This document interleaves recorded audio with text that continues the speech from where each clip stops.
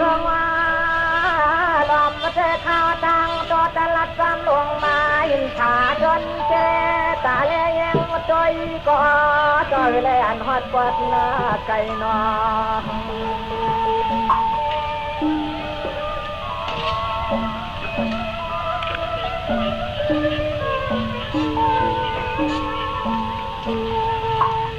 ยามาเมื่อเดียวในเสียงเมื่อจะในเจ้าแดงยักษ์แดงหลายแดงเจ้าเขาก็เห็น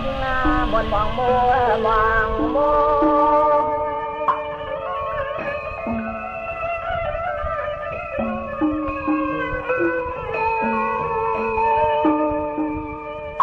ก็เปิดเรียนเมื่อคานเป็นจุดปรากฏไม่เช่นห้วยนาดอยุ่งก็เยอะคือลอยทานควันโน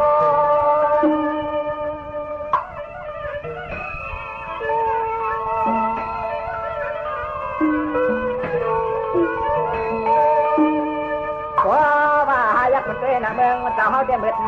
มากความแควเลยเชียงทอมเชียงนกนางยังนางควายนางยังนา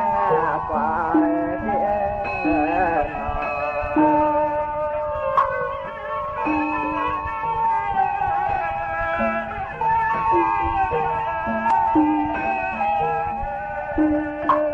ข้าวตางาชิวันกันกินไปนั่งหือพ่อเจ้าเชื่อข้าวไก่เมืองคำปางหลงดีหงชุดดอนหน้าก็โกจิงาขาตินิยามาในรอ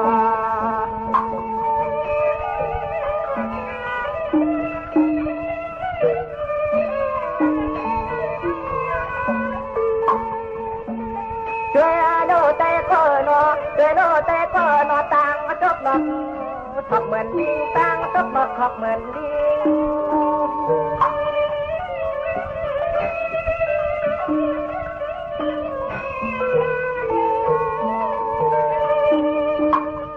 จังว่าหัวในทอนเชื่อทอนยังจริงมองอยู่ทางจอมมาก็พูดคุยเราเพิ่งไม่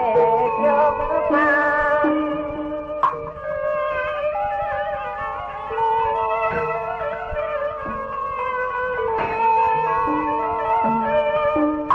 ตัวงาเมื่อหาอย่างลอยท่านพอย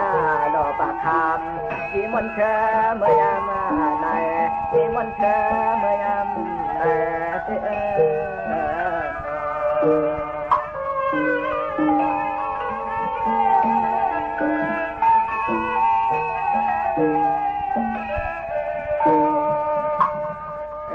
ใจก็ไหน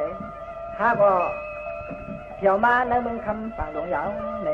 ใจก็ไหนเปลี่ยนชาติของว่างคู่ห้าไหนเปลี่ยนใจก็ยามมืดคือเปลี่ยนห้าดีกว่าชาติคู่อากูว่างหูปึงดีกว่าที่จักนั่นเลยเดี๋ยวป่านนั้นก็5 วันกันลงกาที่ในเหตุกว่าละใจก็นะเดี๋ยวใจก็คุณอาเดเลยดีผมดีคุยที่กัดที่ยินแต่ใจก็นี่เว้ย